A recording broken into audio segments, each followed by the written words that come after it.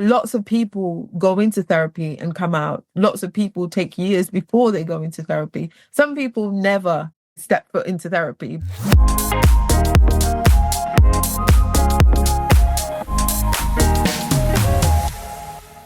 Hi, welcome back to the Sassy Beans podcast. I'm your host, Tans.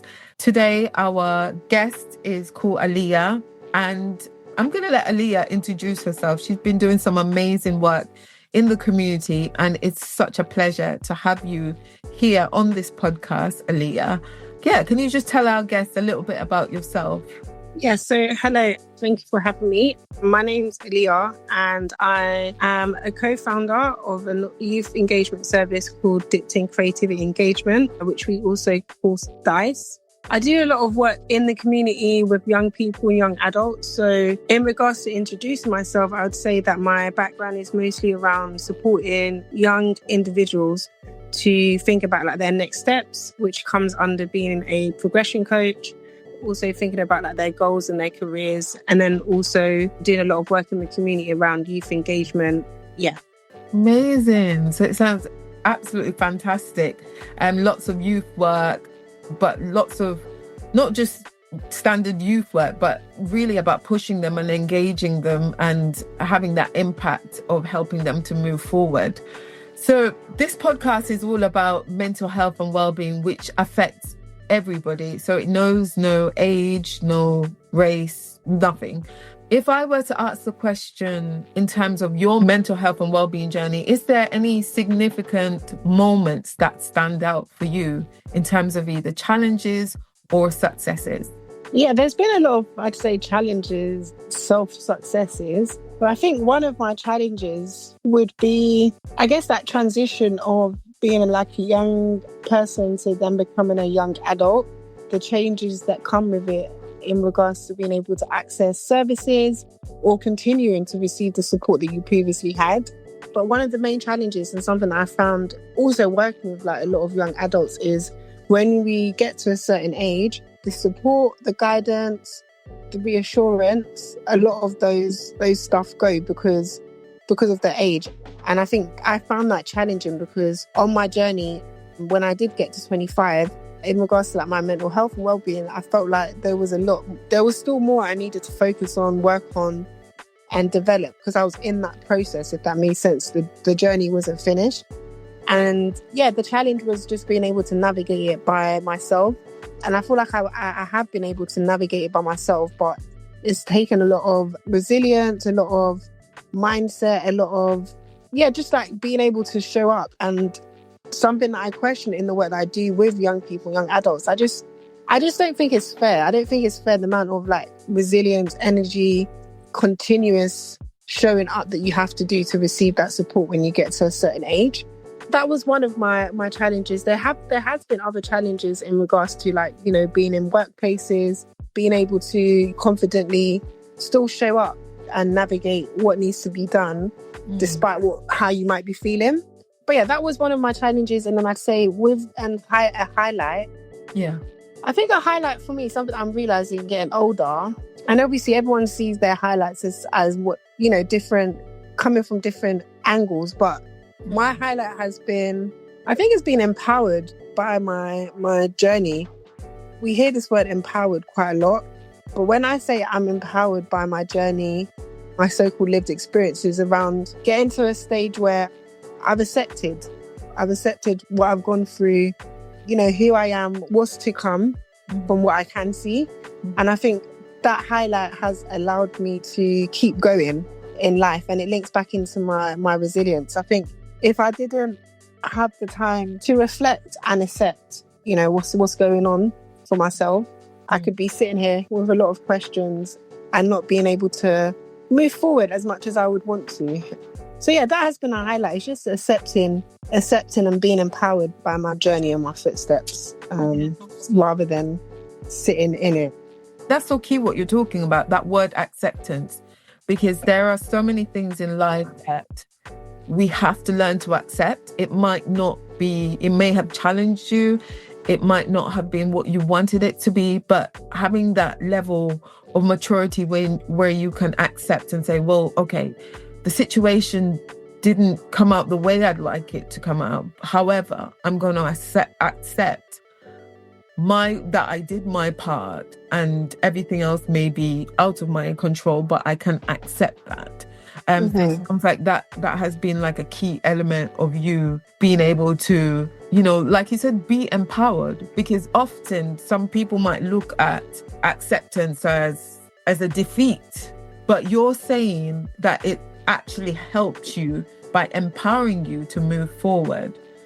And don't get me wrong, there is definitely difficult dates, but I think like I said, seeing it as a highlight, I've been able to, like I said, on a good day, it's just, switch the flip. And I think something I reflect on that I have been able to do is like, see like negative situations and turn them into a positive.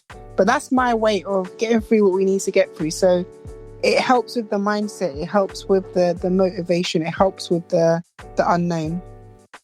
So you've talked about the challenges, and within that, you've talked a little bit about what's been successful. I'm wondering, is there one particular successful event or circumstance that you can highlight? So I think two things I would say is, one of the things that I consider successful about going to therapy was not actually going to therapy, because not everyone likes therapy, and I understand that it cannot be for everyone.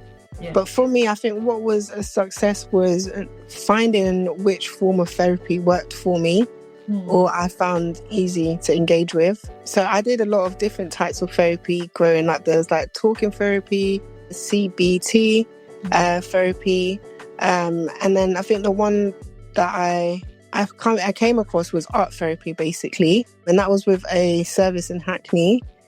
And when I went there, at first it was weird, it was different for me. I'd say I'm not into like drawing and all that kind of stuff. I'm into it, but I'm not an illustrator, basically. And I think when I went to that space, it just introduced me to something new. And I just felt, that's where I found a lot of my so-called, I talk a lot about peace of mind. And that's where I found my peace of mind at a young age. After going to talking therapy, going to CBT and all these other different forms and options, the art therapy one was more, it was more a bit of me. It was good for like the mindfulness, which I struggled to do. And it was also good for expressing myself creatively, which then links into the work that I do now. So as I was saying before, I run a youth engagement service with my twin sister called DICE, and a lot of the work that we do, a lot of the work that I do through DICE, I incorporate it into our work. So me discovering art therapy for my own form, I was then able to bring that into the community, and now we do a lot of work around creative expression. Even though our main focus is around career support and mentoring, when there is a need and where possible, we do like to do these creative like wellbeing projects. So that was one of my successes, was coming across art therapy and then being able to embrace it myself, and then being able to take it into the community to share with others as a tool. That's wonderful. So quite a great success story. It's having the experience yourself, finding something that you really connected with and was able to relate to, and then using that to help others. I'm curious about, how did you get into art therapy? So what was that journey like? I got into therapy at a young age. I think I was maybe 15 or 16. It was through the doctors, going to the GP. I remember I went with my mum, and I remember the doctor saying to me, "Oh, Aaliyah, how can I help you?" And I'm like, "I don't know how you can help me. I didn't actually want to come here. My mum brought me." So it was literally, I remember that conversation. It was so awkward because we're going to an appointment and he asked me, how can he help me? I was like, I'm not too sure. My mum's brought me here. That was all basically. It was through going to the GP, Yeah, and I think ever since then, it's always been going to the GP. Yeah. But you mentioned something important there. You said the first question you were asked was, how can I help you? And you weren't able to answer that question. In fact, your response was, I don't know, my mom brought me here. So there's something around going into a space for support, but how they then acknowledge or address you in that moment. Yeah. And that's why I say, I'm obviously at that age, you don't know anything about resilience, but that's when that was one of many conversations that I've had. But each time when you do go to the GP, sometimes it can be an awkward conversation. And if you don't know how to navigate, I'm not sure how far it could go. That's just that. And I think also on my journey, I've always been quite a person to, if I feel like I need the support, I know how to reach out. And that's why I say I'm like a mental health advocate, because I also think sometimes working with other people, I've realized that maybe others are not that aware of how to navigate or get help, or maybe it might seem a bit far-fetched, like it just feels a bit too much, a bit too big. And that's when I come in and I say, I'm not to say, what is a mental health advocate? But for me, I think it's about encouraging people to want to explore the help that's out there, and then also maybe pop in some of the overthinking thoughts that you might have to want to go into that space. So just giving insights, I think, and reassurance that it can be okay. It's an option. Absolutely. And you talked right at the end about that word options. It's important to have options or feel like you have choices, especially when you are struggling or in your mental health and well-being journey, and you're just having a few challenges, which we all do at different aspects of our life. So life isn't linear. We have ups and downs, and things throw us into disarray from time to time, and it's how then do we manage that. And one thing you have said is you've become really good at asking for the support that you need. So I'm wondering if you were to speak to someone in terms of like when you're mentoring them and they are in that place where they're finding things a bit overwhelming, they don't know where to go, what would you say to them as a mentor? I don't think there's one piece of guidance you could give, because I think with me, through that having these conversations, I think you're able to then give like the personal guidance or suggestions. But I would say for someone that's thinking to go to therapy or like navigating to get help, I'd say be open to it. And I understand why they wouldn't be open to it, because it can take a lot of resilience. It can take a lot of push. It can take a lot of time and energy. But I would say, like with how things are going, and even if there is not to know what's to come, I think it's important to have like a space to explore what's going on in our heads. And sometimes I'd say with therapy, don't always see it as a trauma space. I know a lot of things can happen in that space, but I think also with therapy, and if it's the right service and the right people, they're open to go with your guidance basically and create a safe space where you talk about what you want to talk about. And I think not everyone has that perspective, but when it comes to therapy, you can think, like everything's going to be spoken about in that space. But one thing that I've learned, and obviously every service works different, but you can manage what you speak about.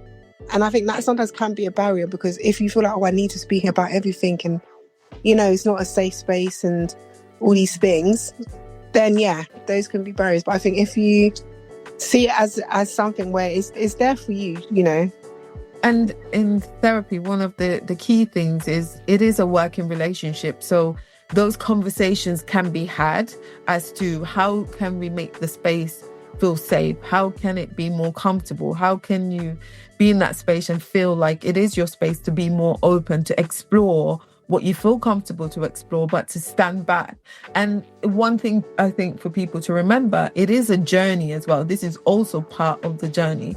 So to feel like you need to unpack everything within that space might be a bit ambitious. It's about taking your time and seeing where it leads. And, lots of people go into therapy and come out. Lots of people take years before they go into therapy. Some people never step foot into therapy, but there are many other ways that you can create a therapeutic experience for yourself, like journaling, and music is also therapy as well. But I guess it's, if you're wanting to do more in-depth work, then working with a professional is definitely something that's recommended. I mean, I recommend that because I've done a lot of work in therapy, and it's the same. I can hear that it's the same for you, is that you can now go on and gift someone else the space to express themselves. So we've talked about challenges, we've talked about successes. In terms of moving forward, any sort of goals that you have envisioned for yourself, anything you're working towards, anything that you'd like to see in your life moving forward in your journey? Yes, there's lots in the pipeline, but I think it's one, or let's say a few goals at a time, or one goal at a time. So at the moment, it's just focusing on growing and developing DICE, Youth Engagement Service. And then I think for myself, I'm always focused on my self-development, but I don't want to be, I wouldn't say too hard on myself, because I don't know, what's in the pipeline? Yeah, what's next in terms of professionally? Professionally. Yeah. I think other than working on developing and growing DICE, there is a few things I'm thinking about, like, is it called professional development or personal development, CBD? Yeah, I'm interested or into learning, I would say. Wonderful. So yeah, I'm thinking about maybe doing some courses, but also just pacing myself. Like, I'm mindful it's 2025, if anyone doesn't know. Yeah. So just being present, being here on the journey, and just pacing myself, being mindful. That's it. My goals is just about being present, being mindful, pacing things, keeping up with what needs to be done, and remaining ambitious but intentional. Love it. Yeah. And I know I've heard that word mindful. It's used quite a lot, as well as being present. What does that mean to someone who may be, this is their first time hearing the word, or they're just trying to decipher what it means to them? What does mindfulness and being present mean to you? I think mindfulness and being present can mean a lot. But I think if I was to explain it to someone for the first time, I think mindfulness is around being present, being aware, which links into the mind. So yeah, being present and being aware of what's going on around you, how you're feeling. So there's many factors I would say it links into. It could be, how are you feeling? What's going on around you? Have you filled your own needs? Those kind of stuff, I'd say, where the mindful and the presentness is. But yeah, I think it would be hard to define mindfulness, but I think it's just around being present and aware of what's going on around you. And a lot of people have been or can be in flight mode. Sometimes I feel like I'm on the plane, and I feel like I'm on the plane for too long. So mindfulness, when we put it in that aspect, mindfulness is not being on the plane, basically. It's being present and maybe grounded. But I think when I think of mindfulness, it just links me back to a lot of the words that I'm saying, which is around like being present, being aware, being grounded, being alert. So you're using some of the consciousness in our bodies. Yeah, absolutely. And thank you so much for sharing that. I like the analogy of the plane mode. It's like being in aeroplane. Does that mean being in aeroplane mode, or just being in flight in the sense of connected with the ground in that sense? No, I think that's a good question, because aeroplane mode could be as on aeroplane mode, I'm unavailable. But I think for me, and I've said it sometimes, but I guess it's me being mindful. I feel like I'm on a plane. Like, I feel like I'm literally up in the sky, in the clouds. And when I say on a plane, it's like you're traveling. So you're on the go, but there's a bubble around you that makes you feel like something's going on. And that's being mindful, because maybe you're on the plane because you're doing something, you're going somewhere. Yeah. Being aware to notice that it feels different is you tapping into your self-awareness, your mindfulness, your groundedness, because you feel like you're up. So maybe you need to come down a little bit, reduce what's going on for yourself. Yeah. But I could talk forever. I could share my vision. I'm a visual person, so I'm very much visionary. And that's why I say I have a lot of tattoos, and a lot of my tattoos, I'd say empowerment quotes. So one of them is like mind over matter. Is what you make it, and we've got to keep pushing through. So that's why I was happy to have this conversation and, be able to share some of my insights and where possible. Thank you. Thank you so much for your time. And I guess as like a final note before we finish is any last sort of notes or empowerment regarding mental health and well-being, looking at the stigma behind that. Anything that you could say to perhaps someone who's out there struggling in their sort of challenges and mental health and well-being journey and just needs that encouragement that they're not alone? I would say it's sometimes, I don't even like to say it's not for me to give the tips or the guidance, but I'd say anyone's going through things at the moment, what would you say, Leah? I'd say reach out. Be kind to yourself. Be nice to yourself, as they say, and reach out. And I'd also say if they've had like any past experiences, and whether that's engaging with services or there's sometimes programs, I say always put yourself first. So just keep trying, keep navigating, keep exploring the options that allow you to put yourself first, so that you're relevant and fill in your own cup. And I think it's important, because if not, then there's other navigations you might take, which is not pretending, but just getting on with it, dismissing it. How healthy is that? I want to thank you so much for dropping nuggets of wisdom, for sharing your experience, and for empowering the space with your experience, knowledge, and understanding, and being able to share that with us. I hope to have you back on the show at some point, but for now, thank you. You have been listening to TANS. This is the Sassy Beans podcast. Take care, and remember, your health and well-being matters.